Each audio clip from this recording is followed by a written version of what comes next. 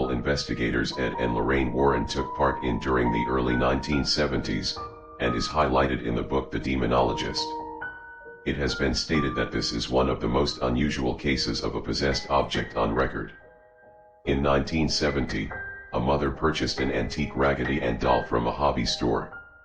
The doll was a present for her daughter Donna on her birthday. Donna, at the time, was a student in college, preparing to graduate with her nursing degree, and resided in a tiny apartment with her roommate Angie, a nurse as well.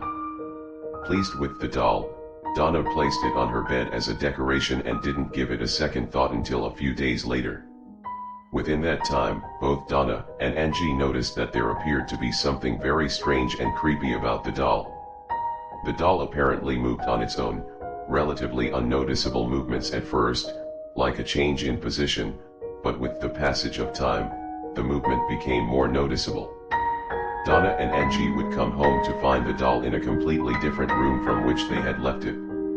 Sometimes the doll would be found cross-legged on the couch with its arms folded, other times it was found upright, standing on its feet, leaning against a chair in the dining room. Several times Donna, placing the doll on the couch before leaving for work, would return home to find the doll back in her room on the bed with the door closed. One night Donna came home to find the doll had moved again, this time it was on her bed. Donna had come to find that this was typical of the doll, but somehow she knew this time it was different, something wasn't right. A sense of fear came over her when she inspected the doll and saw what looked like blood drops on the back of its hands and its chest. Seemingly, from nowhere, a red liquid had appeared on the doll. Scared and desperate, Donna and Angie decided it was time to seek expert advice. Not knowing where to turn, they contacted a medium and a seance was held. Donna was then introduced to the spirit of Anabelle Higgins.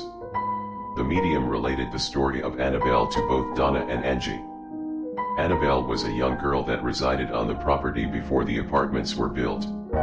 She was a young girl of only 7 years old when her lifeless body was found in the field upon which the apartment complex now stands. The spirit related to the medium that she felt comfort with Donna and Angie and wanted to stay with them by moving into the doll. Feeling compassion for Anabelle and her story, Donna gave her permission to inhabit the doll and stay. They were to soon find out, however, that Anabelle was not what she seemed. Later that week Donna saw that the doll or Anabelle was ripped and had jagged cuts along her mouth. One night Donna awoke to some singing like a little girl.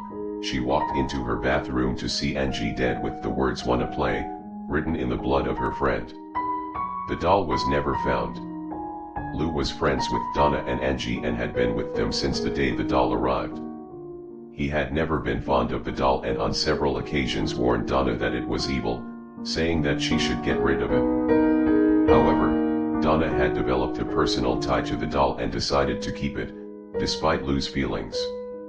Her decision was a terrible mistake.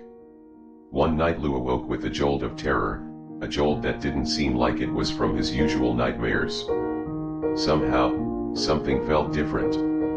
What would appear to be a common case of sleep paralysis became all too real. He looked around the room but couldn't discern anything out of the ordinary. At first anyway. Looking down toward his feet he saw the doll, Anabelle.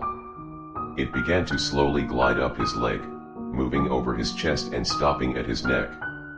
Helpless against it, the doll began to strangle him. After a moment Lou, at the point of asphyxiation, blacked out.